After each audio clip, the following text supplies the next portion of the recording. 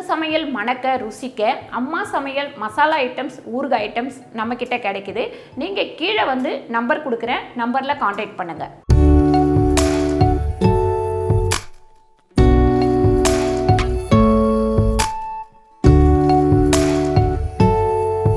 வணக்கம், நான் உங்கள் அம்மா சமையல் மீனாட்சி. இன்றைக்கி சூப்பரான ஒரு லஞ்ச் மெனு தான் பண்ண போகிறோம்.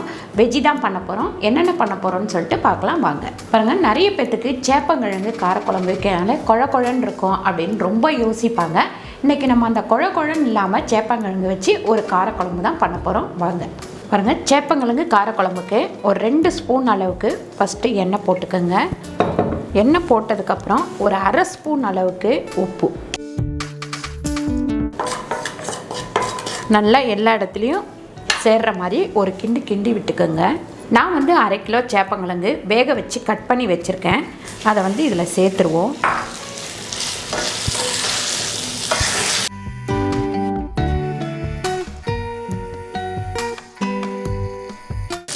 லைட்டாக கொஞ்சம் அது மேலே எண்ணெய் போட்டுக்கோங்க. எண்ணெய் பத்தலைன்னா நல்லா இது வதக்கும் போது ஹைலையே வச்சு வதக்குங்க. இந்த மாதிரி கொஞ்சம் நல்லா பிசுபிசுப்பு தன்மையெல்லாம் போகிற அளவுக்கு வதக்கிட்டு இதை எடுத்து வேறு பாத்திரத்தில் மாற்றி வச்சிடலாம். இப்போ நம்ம குழம்பு தாளிக்கிறதுக்கு ஒரு 5 ஸ்பூன் அளவுக்கு எண்ணெய் போட்டுக்கலாம். இது வந்து ஒரு 5 பேத்துக்கு. இப்போ ஒரு அரை ஸ்பூன் அளவுக்கு நம்ம கடுகு சேர்த்துக்கலாம். அதுக்கப்புறம் ஒரு அரை ஸ்பூன் அளவுக்கு உளுந்து சேர்த்துக்கலாம். நல்லா பொரிஞ்சதுக்கப்புறம் ஒரு 20 பல்லு கிட்டத்தட்ட பூண்டு வச்சுருக்கேன். இந்த பூண்டும் சேர்த்துக்கலாம். நல்லா பூண்டு கொஞ்சம் செவந்து வரும்போது இந்த வெங்காயம், ஒரு வெங்காயம் நறுக்கி வச்சுருக்கேன், அதை சேர்த்துக்கலாம். கொஞ்சம் கருவேப்பிலை சேர்த்துக்கலாம். வெங்காயம் வதங்கிட்டு இருக்கும் போது ஒரு 3/4 ஸ்பூன் அளவுக்கு நம்ம வந்து உப்பு சேர்த்துக்கலாம். மஞ்சத்தூள் 1/4 டீஸ்பூன்.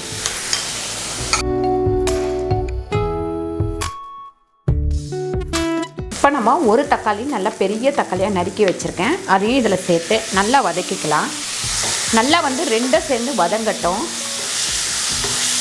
பாருங்கள், இந்த மாதிரி வெங்காயம் தக்காளி நல்லா வதங்கினதுக்கப்புறம் இந்த சேப்பங்கிழங்கை மறுபடியும் போட்டு ஒரு வதக்கிக்கோங்க. இப்போ நம்ம குழம்பு மிளகாத்தூள் சேர்த்துக்கலாம். ஒரு 4 ஸ்பூன் அளவுக்கு குழம்பு மிளகாத்தூள்.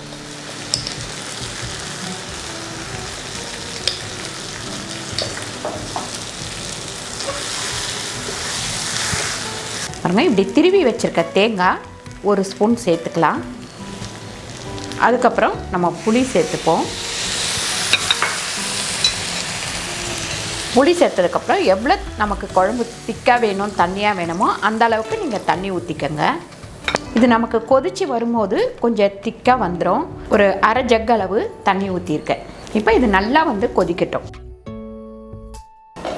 சூப்பரான ஒரு சேப்பங்கிழங்கு காரக்குழம்பு ரெடி ஆகிடுச்சு. நம்ம அடுப்பை ஆஃப் பண்ணிவிட்டு இந்த குழம்பு எடுத்து ஒரு பாத்திரத்தில் ஊற்றிக்கலாம்.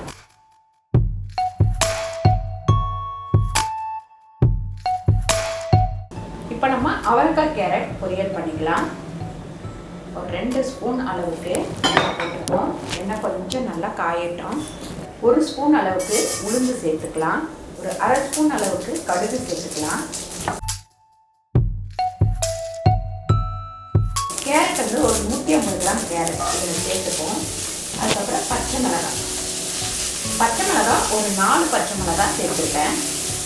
நல்லா லென்த்தாக இருந்தது, அதை வந்து 2-3 கட் பண்ணி வச்சுருக்கேன். அதுக்கப்புறம் 1/4 கிலோ அவரைக்காய் பொடியாக நறுக்கி வச்சுருக்கேன், அதையும் இதில் சேர்த்துருவோம். 3/4 ஸ்பூன் அளவுக்கு சால்ட்டு சேர்த்துக்கலாம். தினமும் 1 கப் அளவுக்கு தண்ணி சேர்த்துக்கலாம். நம்ம காரமே இல்லாமல் சாப்பிட்றாங்க அப்படின்னா இந்த மாதிரி பண்ணிக்கோங்க. ஏன்னா பச்சை மிளகாவும் கம்மி தான், இதில் வேறு எந்த மசாலாவும் நம்ம சேர்க்கலை. இதை மூடி வச்சிடலாம். ஒரு 5 நிமிஷம் நல்லா வேகட்டும். காய்கறி வந்து நல்லா வெந்துருச்சு. இதை வந்து நடுப்புற நீங்கள் வந்து ஓப்பன் பண்ணி கிண்டி பார்த்துக்கணும். கிண்டி விட்டிங்கன்னா உங்களுக்கு அடி பிடிக்காமல் வரும். அதே மாதிரி வேக வைக்கும்போது சிம்மில் வச்சு வேக வச்சிங்கன்னா அடி பிடிக்காமல் இருக்கும். தேங்காய் வந்து திருப்பி வச்சுக்க, ஒரு பத்த தேங்காய், அதை இதில் சேர்த்துக்கலாம். இப்போ தேங்காய் வேணான்றவங்க நீங்கள் சேர்க்காமலும் விட்டுடலாம். கேரட் அவரைக்காய் பொரியல் ரெடி ஆயிடுச்சு. இதை வேறு பாத்திரத்தில் மாற்றிக்கலாம்.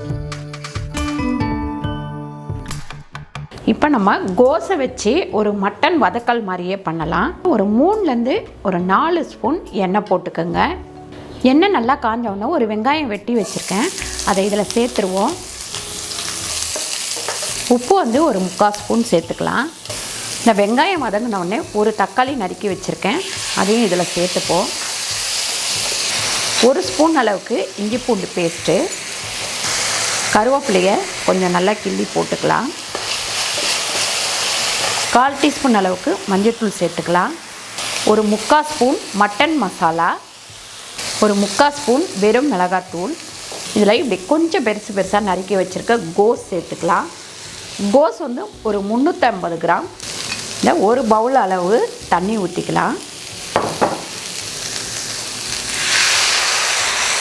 இப்போ இதை மூடி வச்சுருவோம். ஒரு 10 நிமிஷம் நல்லா வேகட்டும். இப்போ நம்ம கோஸ் மட்டன் வதக்கல் மாதிரியே பண்ணியிருக்கோம். டேஸ்ட்டு பார்த்திங்கன்னா நமக்கு அதே மாதிரி இருக்கும். நீங்கள் கொஞ்சமாக தண்ணி ஊற்றிட்டு மூடி வச்சு சிம்மில் வச்சு வேக வைக்கணும். அப்போ தான் ஒரு நல்ல டேஸ்ட்டு கிடைக்கும். நல்ல கோஸ் வந்து எப்படி நல்லா இருக்குது பாருங்கள். இப்போ இது ரெடி ஆயிடுச்சு. இதை வந்து நம்ம வேறு பாத்திரத்தில் மாற்றிக்கலாம்.